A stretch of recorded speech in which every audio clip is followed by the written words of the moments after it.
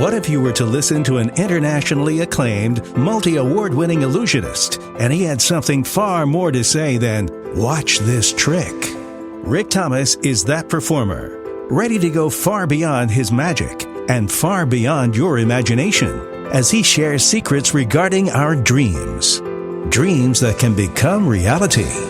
The future belongs to those who believe in the strength of their dreams. Dreams pass into the reality of action. From the action stems the dream again. And this interdependence produces the highest form of living. Join Rick and his co-host, award-winning broadcaster Tammy Trujillo, for Nothing Happens Until You Dream. Indulge your mind and take a journey never to be forgotten. A journey connecting all of our dreams as we chase them together. Rick, you just sent me an email before we got rolling today and showed me your schedule for next year. Boy, you're going to be a very busy guy, which is good. But also in this, it showed a list of your credits. Now, I've known that you've been all over the world for a long time, but I'm just looking at this. It literally is filling my screen. You've got the Palace Theater in Broadway, New York. You've got the Olympic in Seoul. I mean, you've got Sovereign Center for Performing Arts in Pittsburgh. You've got State Theater in New Brunswick. You're all over the place.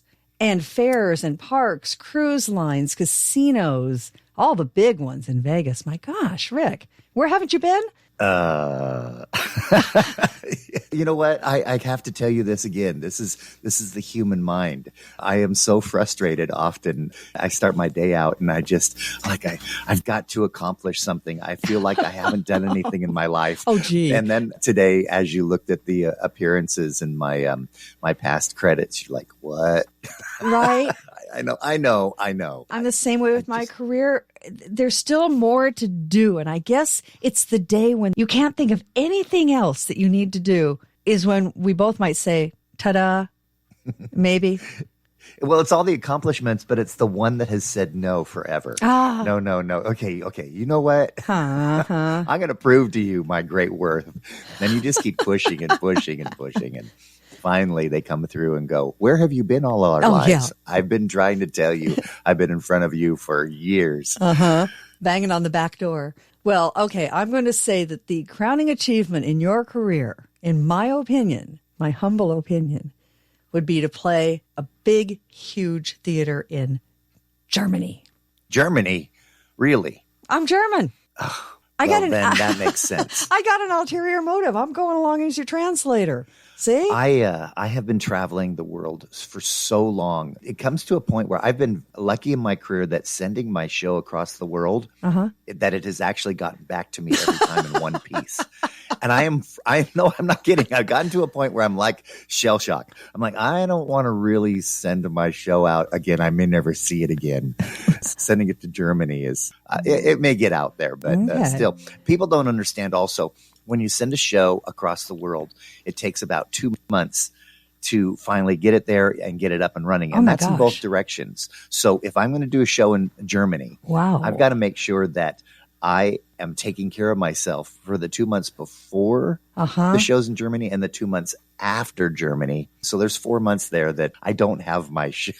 Oh, my goodness. And I sit there twiddling my thumbs. Oh, my goodness. See, these are the things that people don't understand about what you do, about how hard it is to make what happens on stage happen. Yes, the magic, but I'm just talking about the mechanics of making it all happen, getting it here and there and set up and all that. Nobody would imagine that it would take 2 months to get a show on the other side of the world and set up and ready to go. That seems crazy. Just shipping it alone is, if everything works out correctly, is 3 weeks. Wow. 3 to 4 weeks. And then, of course, with the shipping issues we've been facing, sometimes it might take even longer. And then it goes through customs. Oh, my gosh. Okay, I'm going to tell you something very funny about customs. So we did a show in Japan, and when they received my container, they x-rayed the container and they stopped it from going through customs. They let me know that they had removed some items from my container that were not allowed in Japan. Like what? And I had 3 swords. Now, you need to remember, in the world of magic, we have blades, we have swords, we chop things up, we put them back together again. Yes. And I had 3 theatrical swords. They weren't even real. They were just 3 blades that looked real. Right. They weren't even sharpened. They had blunt edges. And they removed them because they were not safe to bring into Japan, and they were considered a weapon. Oh, dear. Okay. So I needed those swords to present my illusion. Right. Here is the ironic part about this. Remember, we went through customs. They held them at the port. When we finally got the container back to the port after our shows to be shipped back to the United States, those blades were placed back in the container and then sent back to the United States. Okay. In the process, I'm walking around Japan, and on every street corner, they are selling real samurai swords. Okay, Perfect. I'm going to repeat this again. On every street corner, they are selling real samurai swords. So I went out in Japan and bought 3 samurai swords, real ones. Oh, gosh. Blunted their edges and put them in the show. Oh, my God. And then, of course, for to have no problems, left those swords back in Japan. They allowed my theatrical swords to be placed back in the container, back to the United States. That's bureaucracy at its finest. No kidding. Now, I'd be terrified with them getting into that container. I'd be scared they'd mess with stuff, or I don't know. That would also that would freak me out. I repeat this again and again and again about how lucky we are in this particular country to be enjoying the challenges we face. And I say that because our challenges are nowhere near what other entertainers or people go through across the world. And I try and repeat it. If you want to know about your life and what's going on here, go out there and tour the world. So I have a dear friend in Russia.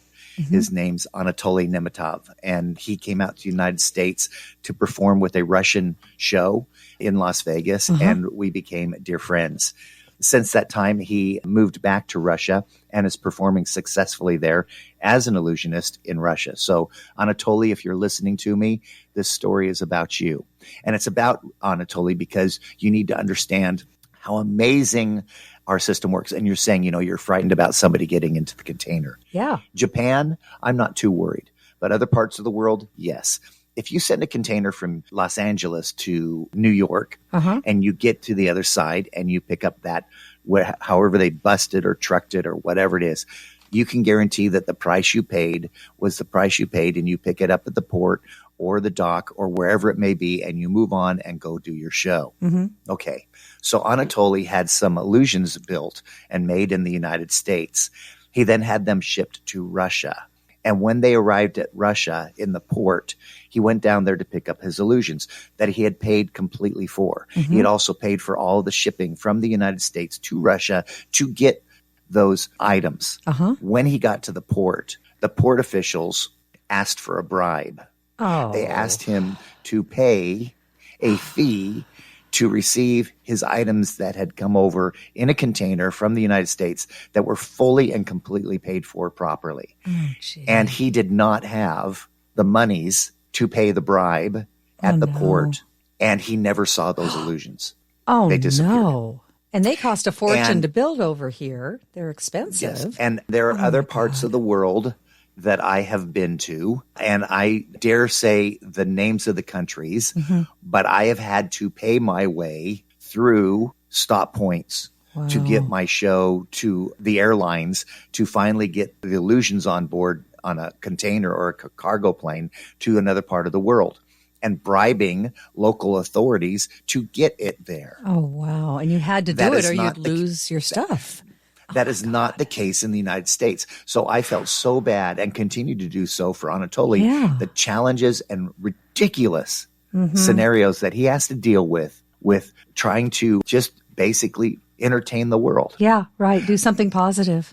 Wow. That's what we deal with constantly. So sometimes when you talk about sending my illusions across the world to the other side, it can be quite frightening. Okay, I'll take that back and be very Well, there you go. There's my story. But I have to share these things. Yeah. Oh, no. And you know what? Yeah. I know we have a lot of people from across the world listening to this podcast. I truly embrace traveling this world.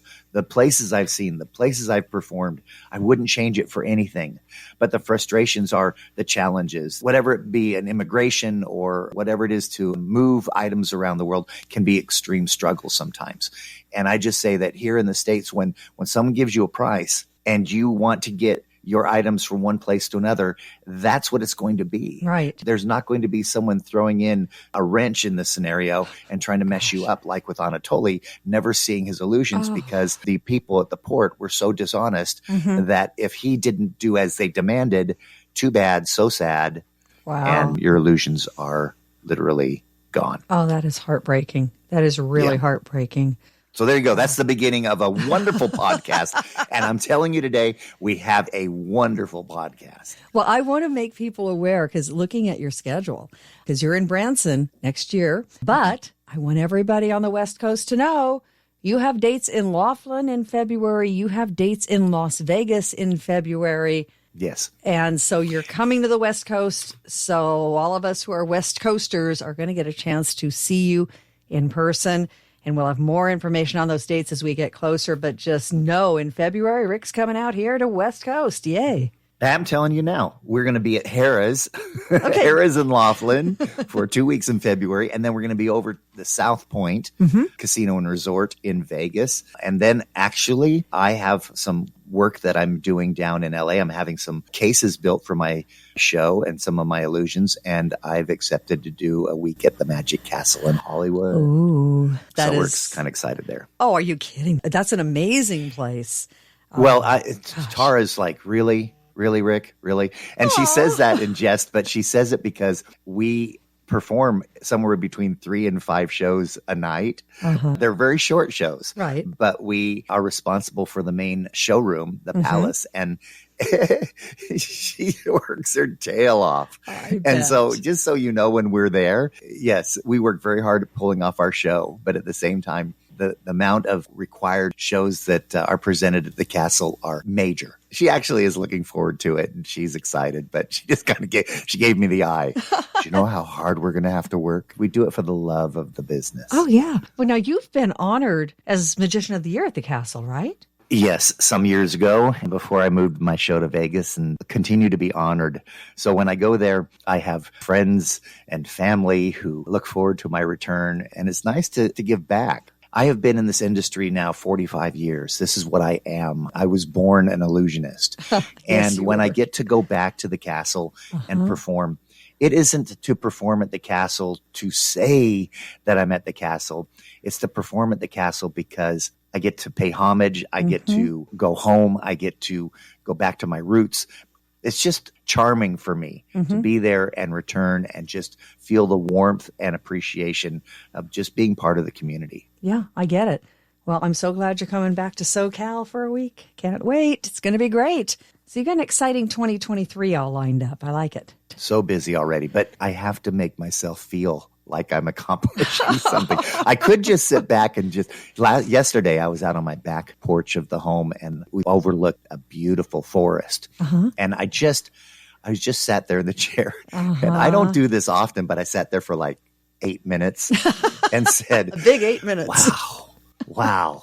Life is amazing. Yeah. And then I thought, man, I wish I could just sit here all day long. I go, nope, I got to go work. Yep. Bye. Yep. But it was a very good moment. Sat there and just enjoyed the moment. For an entire 8 minutes. Boy, did you splurge. Wow. I know I've got to do better at that. You know, we both do. I don't make New Year's resolutions. I think they're silly, personally. But I am going to make a vow to myself to do more of that kind of stuff next year because I don't do it either. I just go. Well, today's podcast is about not only myself, pushing myself, but what I've done in pushing others and actually literally should be stepping away from demanding of others what I demand of myself. It's chapter 15 of Rick's book, The Tiger Whisker. And if you haven't gotten the book yet, please go on Amazon and grab it because then you get all the great pictures that give you a visual of some of the things we're talking about. What we're talking about, chapter 15, Kaos and Feathers. That title there just sparks trouble. It just screams, uh-oh. Chaos. One of my tigers. Yes. We're going to talk briefly about the tigers, but this was actually quite entertaining to me. And when I share this with you, please understand this is part of the animal kingdom. It is life. It is the circle of life. And please don't think when I share this with you that this was a morbid experience. It was shocking, but man, did I learn something mentally about what I saw. All right. So I have a beautiful habitat out there in Las Vegas. And one day I'm coming out there in the habitat to clean up things. And Chaos is in the center of the habitat. We have a huge area that was just a free roaming area. And his entire face was covered with feathers. It is like he dipped his head in a bucket of feathers. Oh, dear. And I talk to the tigers like we as humans do to many of our pets. Sure. I'm like, Chaos, what did you do? What did you do? And all I see are feathers. That's it. Nothing else but feathers. I look around the habitat. I'm thinking, okay, I really don't want to look. Maybe there's just something I don't want to find. Yeah. But all it is just a face full of feathers. So I cleaned them off, and I was laughing the whole time because it was just funny. It's just the same thing as when you have a speck on your face or something, and someone has to come up and it just bothers looking at whatever it may be. Right. But with Chaos, he had feathers He must have everywhere. looked amazing. Oh, I laughed so hard. I bet. So I said to myself, okay, I've got to figure out what happened. I don't know if I was ever going to see this again or find out why this happened. But about 2 or 3 days later, I think I have to look at my book, but my memory serves me pretty well. I am in the habitat. I'm cleaning things up as I always did. And Chaos is just still. He's quiet. He's still. And he's standing in the center of the habitat on all fours, just still. And a huge pigeon flies through the habitat. Now, birds are flying through the habitat all the time. They fly all over the place. They fly through the habitat. But this is a pigeon flying through the habitat and right over the head of Chaos. But not just over the head of Chaos, probably about 10 feet, 12 feet over the top of Chaos. And when the bird flies through, Chaos literally jumps into the air and all 4 paws leave the ground. He literally jumps high in the air and swings his front paw in the air and knocks the bird out of the air. My goodness. I was just sat there staring at this scenario. Yeah. Imagine literally watching this tiger jump in the air and knock the pigeon out of the air in mid-flight. 10 to 12 feet up. It just floored me. Wow. Well, tigers, if they can bounce off something, we know that they can bounce up to 18, 20 feet in the air. They can spring off something and get really high. Wow. So he's on just the surface of the ground. And when he jumps up and hits that pigeon, he immediately takes it and eats it. That's the best way to put it. And I'm not laughing to laugh. I am stunned. I am shocked. And I'm watching this moment. And sure enough, he turns around and in just a short bit of time, he has feathers all over his face. Again. And there is not a single bird to be found. Wow. It's gone. And I sat there again and go, wow, Chaos, you are amazing. No. So I was shocked. I was appalled. There's no way I'm going to jump in there and try to save the bird. I would have been eaten myself. Yeah, he was focused. I just was amazed at his focus and his ability to accomplish his task. And his timing. You try to swing your hand in the air and hit a bird out of the air. Forget it. Even if one was low enough, forget it. Wow. And there's a great picture of you and Chaos. He's a white tiger, white striped tiger. God, he's beautiful, but he is enormous. The power it takes to propel that much tiger off the ground, that high into the air, it's twice as tall as most people, into the air. His strength is what's blowing my mind just thinking about it. It's 500 pounds of tiger going up. Whew. Wow. When I wrote the book, I wanted to make sure that the stories were just not stories and they were entertaining, that they meant something. So this part of the chapter simply means that you need to seriously pursue your dreams.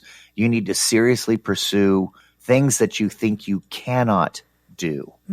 It is repeated in the show again and again. It is our light, not our darkness, we are frightened of. We are more frightened of failing with the things that we have in front of us and we can do. We're not asking you to do something that is just impossible. We're asking you to do things that literally you can do, but you're frightened to do them.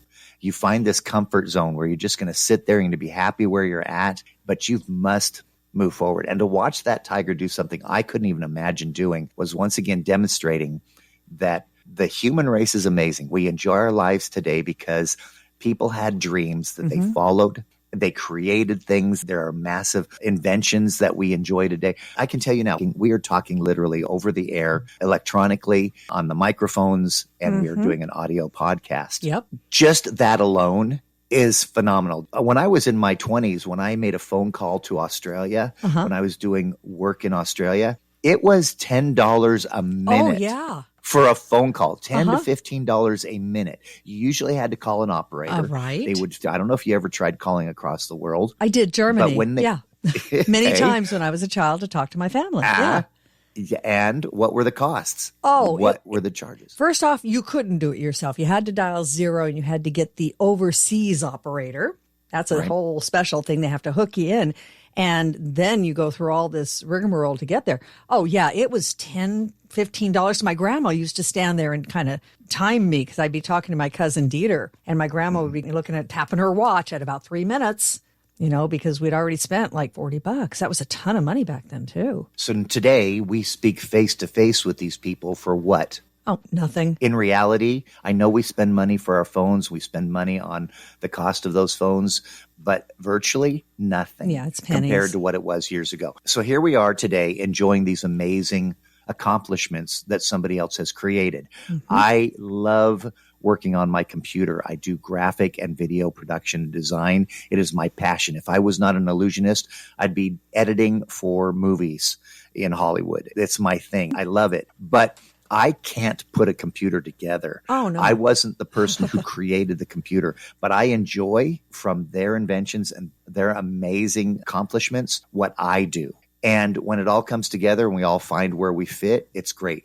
I, a long time ago, decided not to be a technically advanced in the understanding of the system and just accept where I am, not lose sleep over not being able to build a computer, but actually use one.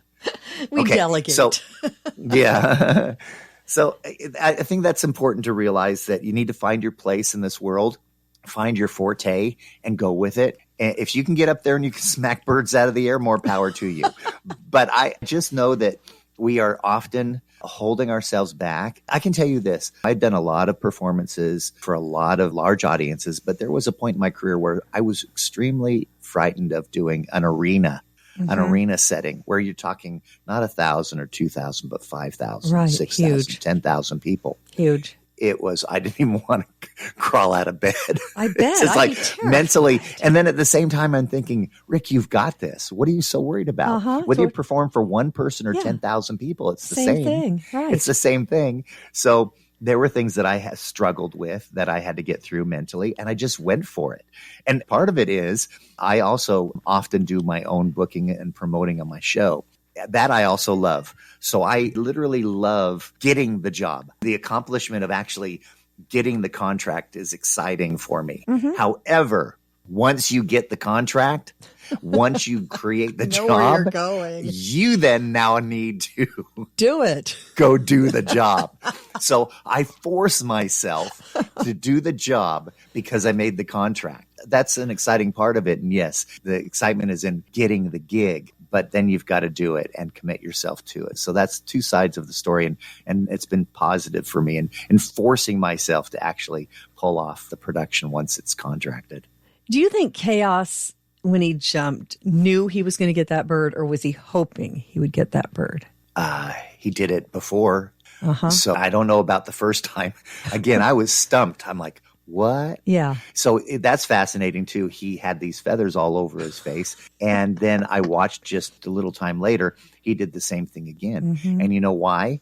Because he realized he could. He realized he could. He had no fear. The second time around, he's like, I can do this. Yeah, I got it. And I think it's that first time. It's that first time of making that leap of faith. And then once you do that, there's no stopping you. Okay, so you, as a teenager, I mean, you're into your magic and you're successfully, you can do magic. Mm-hmm. Did you know you could become a star, or did you hope you could become a star? I knew I could become a star. And I'm going to tell you that in all honesty. In spite of everybody around me telling me what I could not do, right? I knew I had it in me. Now, when I was probably about 30 years old, I had a choice in life to either go full-time into my career. Uh-huh. I'd already been performing cruise ships and just amazing places across the world. But you look at your life and realize that you have a family that you need to take care of, responsibilities and being on the road, everything that my particular career required of me. And I had to make that choice. Do I go the direction of a 9-to-5 job and do something that keeps me stable at home? Or do I jump that leap of faith and become an entertainer, which requires me to carry a resume my entire life? Yes, it does. Is that true? Is that true. true? Oh, it's totally true. Yeah. You're always saying to people, okay, here's what I've done, so here's what I can do. We're always proving ourselves no matter what the resume looks like. And that's how it was when you talked about my credits earlier in the podcast, that you look back on it and go, wow, okay, something's been accomplished. Oh, a lot. But it doesn't help. You're still carrying a resume. You're still going out there and saying, please. Isn't there that saying in Hollywood, you're only as good as your last performance? Only as good as your last performance. I tell that to my dancers. Really? I've literally say that to them and just tell them, remember, you're only as good as your last performance. All that went before Good doesn't quote. even matter. Well done. Well, I learned that a long time ago because I kept on, thinking, well, I've got all these credits of stations I've done. And at one point it didn't seem to matter. And then somebody laid that on me. And as I considered it, I thought, oh, I get it. Okay. I see. It's my last job that really propels the next job. It's not all those others behind it. I thought they were like momentum, but maybe not so much. Yeah, it's crazy. Well, another thing, too, that we all need to remember, and I try to really wrap my head around this. When I was in Vegas and Siegfried and Roy's show ceased to exist, they were literally what made Vegas great. Oh, they brought magic to the Strip as a headliner. Yes, yeah, that's one of the things. Their they're billboards were credited. everywhere. Yeah. And when the show had to stop because of the accident to Roy, 2003. the billboards were taken down and life in Vegas continued on without them. Yeah, it did. It was almost like a blip on the map. And I try to remind myself that I am just there for a few minutes of anybody's life to try to bring a little bit of joy to them. But I think that that's not just as entertainers. I think that is all of us. To find somebody who truly cares about others and puts others first, it is an amazing accomplishment. It is an amazing trait to have because we are so into ourselves. It's all about me. It's all about what I can accomplish for me. And yes, we care about other people. But when we lose people and they pass on and you watch these amazing artists who have disappeared, life goes on and they're remembered, but at the same time, they're forgotten. I mean, we still care so much about ourselves that everything else doesn't really matter as much. And that's a hard balance to try to find. Oh, yes. So I need to remember that, yes, I may be important in my mind, but I'm not that important in everybody else's. And that's the same with my wife, Tara, my mother, my brothers, my sisters, my friends, all of my family. But I'm most important to myself. And that's every one of us. We try to balance our lives. We try to make sure that we care about others. But in the process, in the end, it's still all about me. And I talk about this regarding my wife or my mother or my brothers, my sisters. It doesn't matter. We all have our self-interest as the most important thing in our lives. We need to take care of ourselves. You've got to, or you can't take care of anybody else.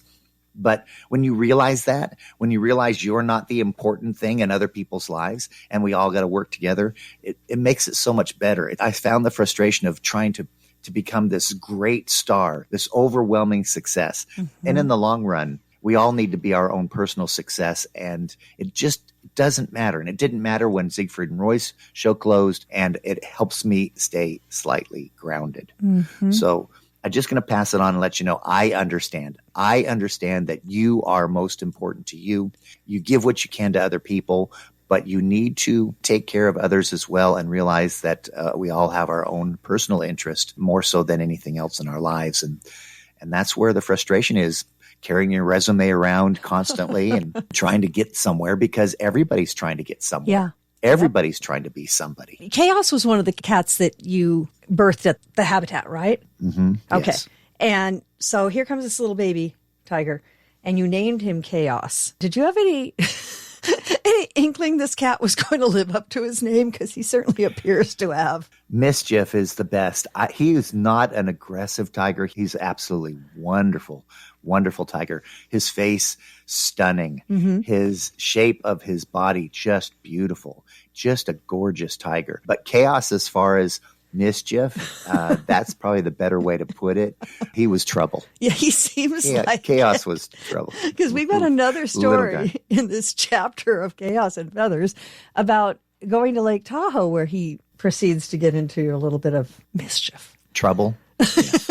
Yeah. Now, as we move on, I want to make sure that there are a few points that I talk about, and that's regarding being involved in other people's lives and trying to find yourself and how important I am to me, but how much I really thought I was to other people. In my earlier years, I was too involved with my cast and my crew. I tried to be involved in their lives beyond the show, and it just wasn't right. You need to share with people what you know, who you are, and let them be them. Let them govern their own lives. Let them figure out themselves. Find their way. That was really hard for me. I had goals in my life that I wanted to accomplish, and I was so frustrated watching other people. And in my opinion, just understand this is where my mind was, in my opinion, waste their life. I'm like, why are you not doing something with your life? But in reality, everybody comes from a different walk of life. We all have different goals. We have different places we are in our life at our time. And I was judging others off of my frustrations about myself. I have done that. I've been guilty of that many times and had to learn that lesson. And I still sometimes see myself drifting over to try to do that.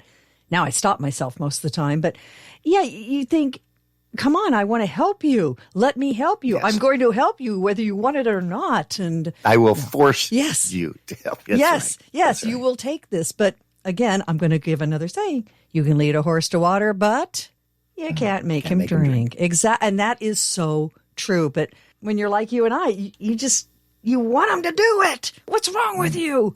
Yeah. They're them. They're doing them. And it's all right. Yes. It's okay. Yes. It's okay. And I've been better that way. In fact, maybe now I'm too distant. Oh, dear. My cast and crew probably scratch their heads. I walk in some days. I say nothing. I come on stage. I'll smile and I say, how you doing? You know, what are you doing tonight after the show? Those types of casual conversation. I do try to gather everybody together and tell them how much I appreciate them, love them for who they are and what they've accomplished in the show. And I am very proud of them, but I sometimes stay distant, and it's just what I've become. And I think it's because in my past, I beat myself up for what I did previously to those that I was around, and I just can't do it again. I've got to let them be, who they are and enjoy life beyond the show, because it's not all about the show. Right. My show's just a little part of it. And that's even with me. I'm thrilled to walk off the stage and live life beyond my magical career. My joy is finding joy beyond the magic. And I've had people tell me, but Rick, we want to be part of your magic. And I say, I want to go beyond my magic. And they go, but you don't understand. We want to be part of your magic.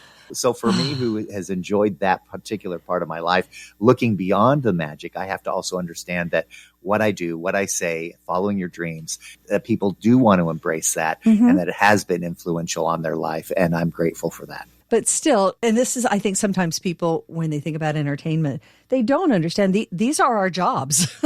They're a job, and they're a wonderful job. But there's also the need to just be a person and just go sit on your porch for 8 minutes and look at your forest. No, it's not true. I'm magical. I have powers beyond. Well, you created the forest out of magic, right? You snapped your fingers and there Sure. it was. So I didn't add that part because it's obvious. Yes, I am really magic. All right, let's talk about this next story. So I had taken the show to Lake Tahoe, and I'm talking about just not taking care of my cast and other people around me, but of course the animals, they're a huge responsibility. And we get up to Lake Tahoe to perform.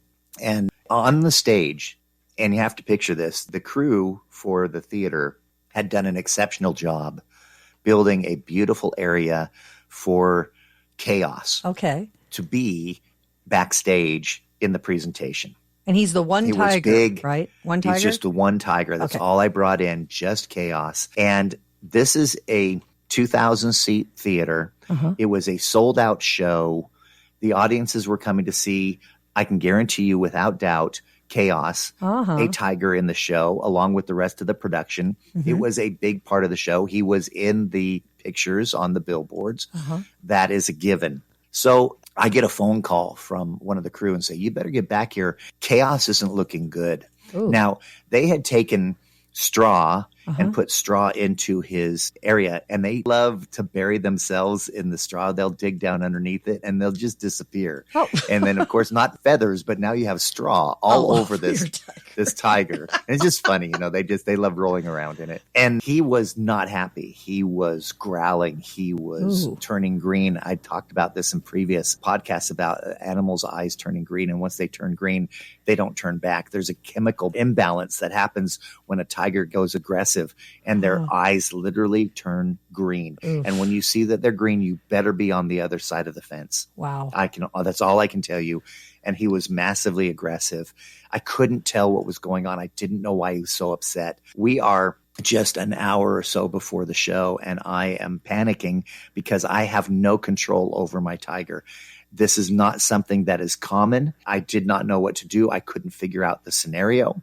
And also, I have to tell you the whole story because he was also, being a being of nature, he was passing gas and he was really not comfortable. And I could just smell that there was something definitely wrong with this tiger. And I look into his area where they had placed him, and it wasn't straw that they had put in his area. They had put hay in there. Now, we have hay. They can be in hay as well. But it was in the middle of the snow season. And that hay had been out in the snow. And they had taken it, dried it out, and put it into his little area on the stage. But I found there to be mold all throughout the hay. Oh, no. And he had actually chewed on and eaten the hay and had ingested this mold into his body. And he had bloated. Oh, poor and baby. he was mad. He was ill. He was sick. Yeah. And very hurt. Oh. And again, you don't expect these type of things. You do everything you can to take care of them. And, these fine staff members, they didn't know what they're doing. They thought they were doing right by this animal. They just had put in something that was tainted, and the tiger got a hold of it and he got sick. Now, we are now 5 minutes before show. Great. And I attempt to try to pull Kaos out of the caging area, and I have him on a long leash. I have him not on a 6-foot leash, but I've locked him off on 12 feet long. I'm trying to stay as far away from him to prepare him for the show. And he is growling. He is upset. He is sitting on the floor. He is going nowhere. He is roaring so loud that I can guarantee you without a doubt that the audience on the other side of the curtain could literally hear this tiger roar. Wow. I sat there with him, attempted to try to calm him down, and I realized that there was just no way that it was going to work. Right. So I finally was able to coax him into one of his holding cages. They're very small, and they're small for a reason. These cages that they go into, they are there to protect the animals so that they don't hurt themselves. And I placed him in there so that he wouldn't try and be aggressive and bang up against something and hurt himself. So I finally got him in there. He still roared. I pushed him into the dark. I tried to settle him. And I literally made a decision and said, there is no way there's going to be a tiger in this presentation tonight. There will not be a tiger in this presentation. We had management going on stage ballistic. Rick, this is what this audience is here for. Rick, you cannot take this tiger out of the show. And I said, I will not go against this animal's feelings. I will not push this creature any further. Now, I'm pointing this out because this is how I felt at a lesser position, so to speak, with my cast and crew when I tried to make them do things that fit my life and not theirs. And forcing them to follow my dreams and not theirs, and forcing them to do things that were uncomfortable for them. And I made that decision, and I said, there will be no tiger in this evening's presentation. Did I catch it? Oh my goodness. But you know what? I didn't care at that point. We had management who did not understand. They did not see the challenges that were being faced. They could see the tiger roaring. They just didn't know the dangers that I was facing. Right. And I literally walked out to the audience and explained to them the challenges that were being faced, that we had an ill tiger, and that I was not going to put him through this, and for them to enjoy the show. And please understand, we presented a show that evening without a tiger. That choice was made, it was kept, and it was the right choice to not force him into doing anything that he didn't want to do. And we had a wonderful show and an audience that thoroughly understood. And I'm so grateful for that. I'm so grateful for that. I think most of them would understand because they came to see a tiger because they were interested in tigers. They wanted to see a beautiful tiger, but probably most of them had cats and dogs at home or even children at home. And when they're sick, they're sick. Yeah, that's it. And all you can do is love them and help them get through it. You don't try to force them not to be sick. That's impossible. You can't do it. I bet they understood. Disappointed? Yeah. But they understood and probably applauded you for caring so much about Kaos. I then spent the rest of the evening near that tiger to make sure that that little guy got through it. Yeah. And the next morning, he had eliminated all of his poison from his body, and he was bouncing around like nothing ever happened. Right. He walked up to me. I grabbed his head. I put my arms around his neck. I gave him big hugs. He chuffed. We communicated. I was hoping that he was telling me that he was grateful. That I cared enough. I think he was to leave him alone when I needed to, and to make sure that he was okay. But it was as if nothing happened, and it was just a sad moment. But at the same time, these things teach me. They teach me this: back off. Back off when you think that you're pushing somebody too far. Listen to the still small voice in your mind.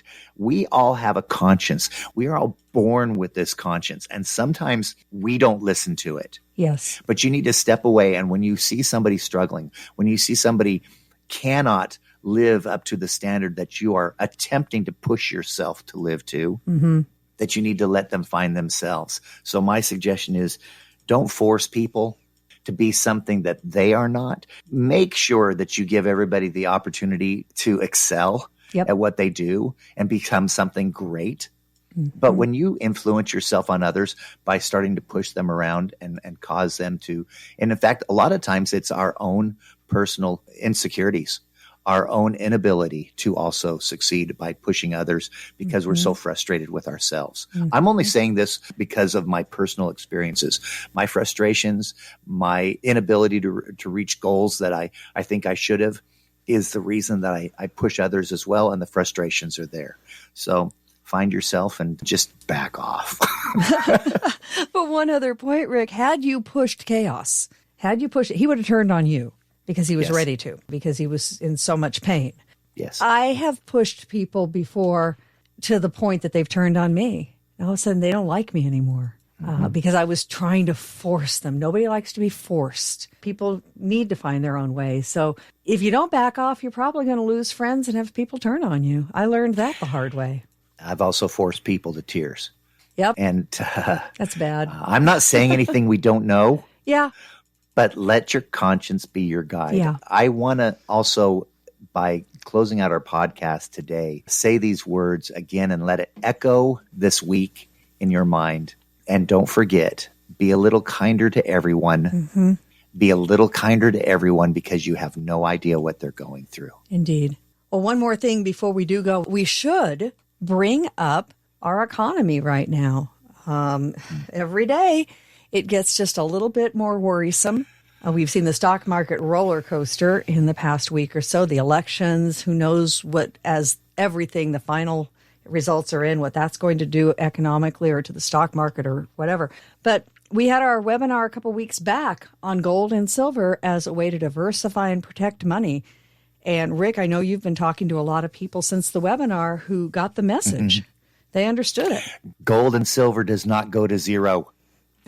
Period. That's just, gold and silver does not go to zero. It is a precious commodity that you must hold on to and at least be something in your life, even a little bit.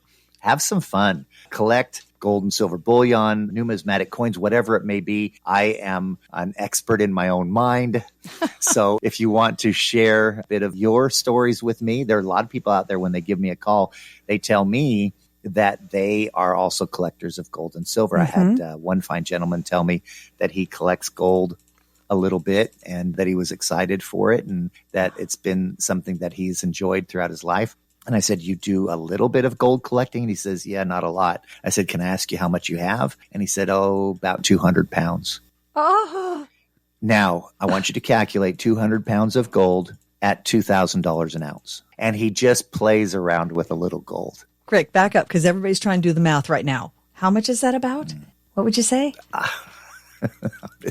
Don't ask me. Besides a whole lot. I'm just going to tell you it's a lot. It's a whole lot. A whole lot. It's a whole lot. Okay. And he just said that from his early days in working, he would ask people to pay him in gold and silver. Oh, my goodness. I said, really? He says, pay me in gold and silver. Huh. Well, what he would do is however it happened, however it was done, people would transfer their currency, their fiat currencies into gold and silver, and he'd actually get real gold and silver for what he did. Wow. And that's how he started collecting his precious metals. And a life later, he is independently wealthy just on gold alone. Yeah, I would think. Wow. That's a story. Listen to me. You've got to just reach out to me and I'll give you a phone call, personal call, and I'll talk to you about gold and silver. Come on, Tammy, tell them where they can go. It is mansionofdreams.net/wealth. Simple form, fill it out, and your phone will ring, and Rick will be on the other end of the line. How about that? And let's share our stories.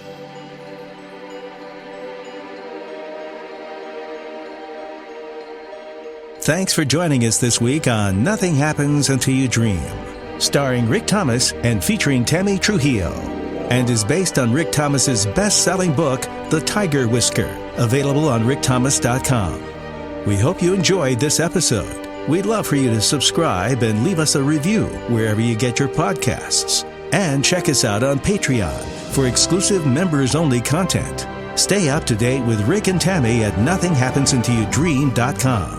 Remember, you must follow your dreams, not only for yourself, but for the rest of our future. We'll see you on the next episode.